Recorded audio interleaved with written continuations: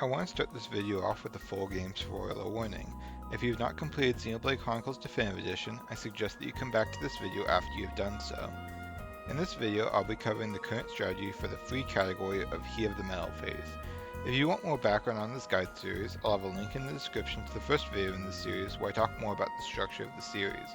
I'll also have other useful links for mechanics and other general information in the description, as well as a link to the Pastebin with a written version of the build and the strategy that I'll be covering in this video. With that out of the way, let's get into the build. The party that we're going to be running for this time attack is going to be Dunban, Ryan, and Charla. On Dunban, we're going to be running the Machina Blade 3 with First Attack Plus, Attack Stability, and Attack Plus, as well as 2 Strength Up Gems, Initial Tension, and Quick Step. On Ryan, we're going to be running a very similar build with the Machina Guardian 3 with First Attack Plus, Attack Stability, and Attack Plus, as well as 2 Strength Up Gems, Haste from the Glory Gauntlets, Initial Tension, and Quick Step. Having Haste on Ryan isn't super important, but it can be helpful for Wave 2, so I thought that I would mention it here. And for Charlotte, we're going to be running the Machina Cannon with Weapon Power, Physical Defense Down, and First Attack Plus, as well as 2 Strength Up Gems, Haste from the Glory Gauntlets, and Quick Step.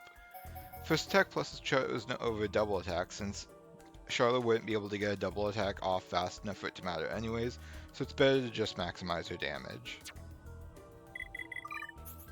For arts on Dunban, we're going to want to have Shield Bash, Berserker, Magnum Charge, and Buster. Additionally, I personally have Soaring Tempest on as well, since you can't see when you can activate Buster, and this can be helpful so that you can have an indicator since they both have 10 meters range. However, it is not all necessary, and these are the only 4 arts that you need. The only art that you need on Ryan is Ponspector's Sword Drive, or the descriptionless Sword Drive. On him, I have it in his talent slot as well as having an art to activate, as well as 2 dive spots. Once again, the dive spots are not very important. The only thing that really matters is the Sword Drive. And finally for Charlotte, the only art that she needs is Peerless. For skills, as usual, we're mostly just going to be maximizing damage, as well as fitting Quick Step in where we can.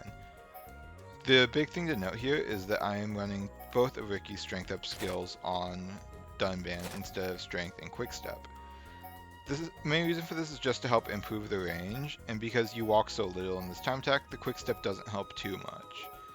However, if you do want to drop one of the Strength skills for Adventure Time, you should drop the Pretty Starter skill. You want to keep Nutritious since it stacks with both Berserker and Peerless, so you get net more damage out of it.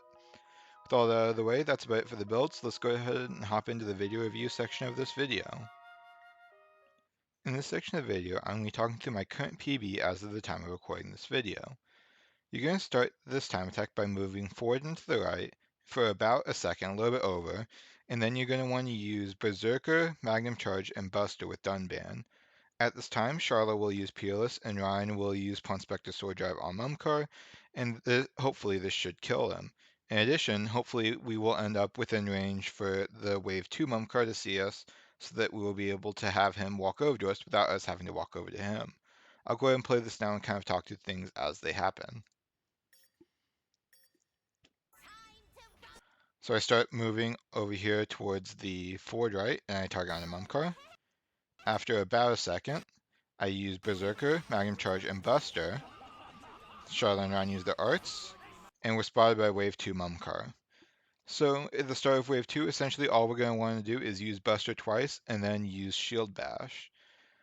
Shield Bash will not always kill after 2 Busters. If you want to play it safe, you can run something like Ponspector Sword Drive or Steel Strike instead, because those arts are a little bit stronger. However, those arts are also considerably slower than Shield Bash.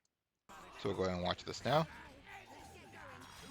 Use 2 Busters and then Shield Bash, and that's enough to finish him off. So we'll go ahead and let this play out as I do the outro, but I do hope that you found this video interesting and that it was helpful if you were looking to run this time attack yourself. And that's about all I have for this video. So I will see you in the next one. See ya.